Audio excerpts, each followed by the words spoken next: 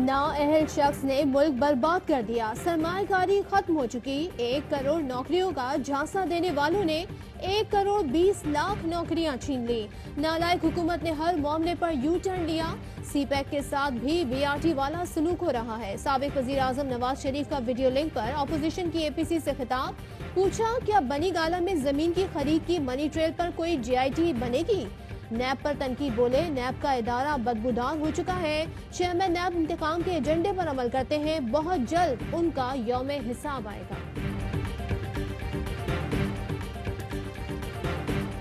चंद हुकूमती मुआवनीन और वज़रा ने नवाज शरीफ की तकरीर नशर करने पर कानूनी चाराजोई की तैयारी की। जराए के मुताबिक वज़ीर आज़म ने मुआवनीन वज़रा को किसी भी किस्म के एक्शन से रोक दिया। नवाज शरीफ की तकरीर नशर करने दी जाए, वो अपनी तकरीर से अवाम में खुद एक्सपोज होंगे।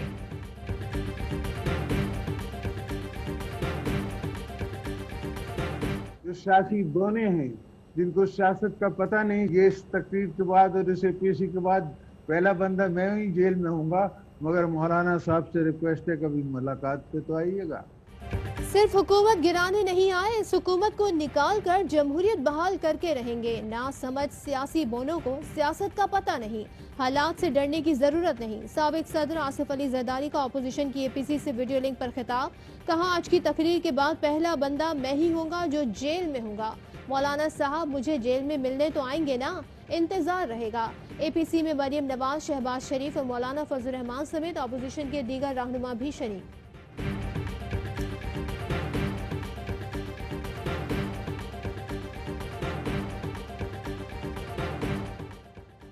एहतसाब के नाम पर अंधा इंतकाम लिया जा रहा है। एहतसाब करना होता तो काबीना से शुरू करते। हुकूमत हर लिहाज से मुकम्मल तौर पर नाकाम हो चुकी है। महंगाई आसमान से बातें कर रही है। अब खामोशी इख्तियार की तो हम इस जुर्म का हिस्सा बन जाएंगे। अपोजिशन लीडर शहबाज शरीफ का एपीसी से खिताब। कहा, गंदुम चीनी स्कैंडल के जिम्मेदार यही हुकूमत और वजीर आजम है।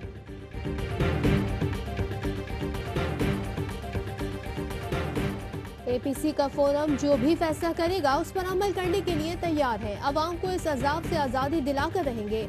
आइंदा नस्ल के लिए अपोजिशन जमातों को हकीकी जमहूरियत का मुतालबा करना होगा। अपोजिशन की एपीसी के मेजबान बिलावल भुट्टो का खिताब। कहा, हुकूमत इस वक्त पार्लियामेंट पर काबिज है, हमें अपने ऐवानों को आज़ाद कराना है।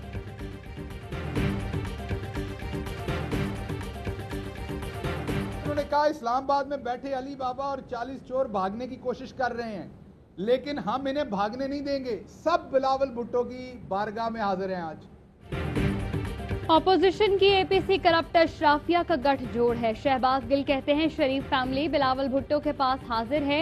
ये कहते थे अली बाबा 40 चोर को भागने नहीं देंगे।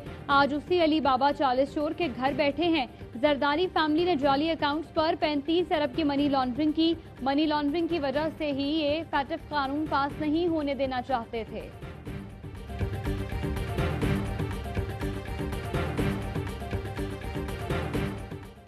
हट्टा कट्टा झूठा मफरूर नवाज शरीफ बाहर बैठकर अपनी चोरी छुपाने के लिए खुद को एक्सपोज करता रहा और बताता रहा कि वो खुद इख्तिदार में कैसे आया और अब इख्तिदार में न होने की कितनी तकलीफ है। वफाकी वजीर फैसल बाडा का ट्विटर पर रद्द-ए-अमल। वजीर इत्तलात पंजाब फयाज चौहान ने लिखा, एपीसी का हासिल हुसूल शहबाज शरीफ की सियासी तबाही के अलावा कुछ नहीं। नवाज शरीफ की तकरीर दिखाने की इजाजत वजीर आजम की कमाल सियासी तदबीर थी। कहा गया, मुकाबला इमरान खान से नहीं इनको लाने वालों से है, तो इसका मतलब है कि उनका मुकाबला आवाम से है।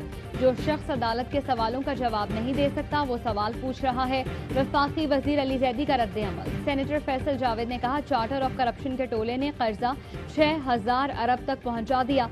शहजाद अकबर ने लिखा, कहते हैं वोट को इज्जत दो और गर्म हवा चलते ही लंदन भाग जाते हैं।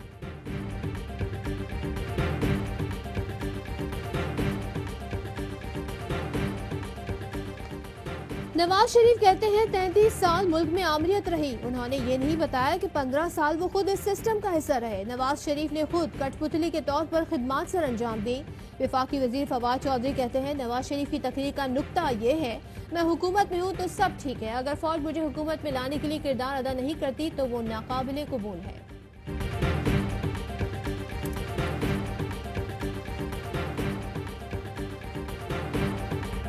मुलजिमों और मुजरिमों की एपीसी का पहला मुतालबा होगा एहतसाब रोक दिया जाए। दूसरा मुतालबा 19वीं तरमीम में तब्दीली का होगा। शहजाद अकबर ने दावा कर दिया। शिबली फराज ने कहा कि एपीसी वाले तय करेंगे कि मुल्क में बदअमनी कैसे फैलाई जाए। अदालत में पेश होना हो तो बीमार बन गए, सियासत के लिए फिट हो गए। बानी एमक्यूएम और नवाज शरीफ में फर्क नहीं, दोनों ने मुल्क को नुकसान पहुंचाया।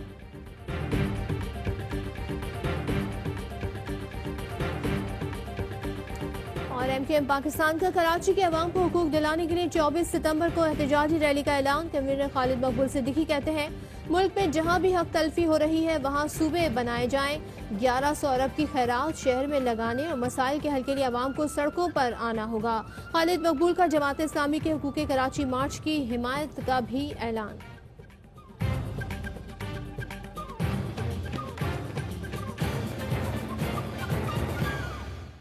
हेडलाइंस आपने जानी।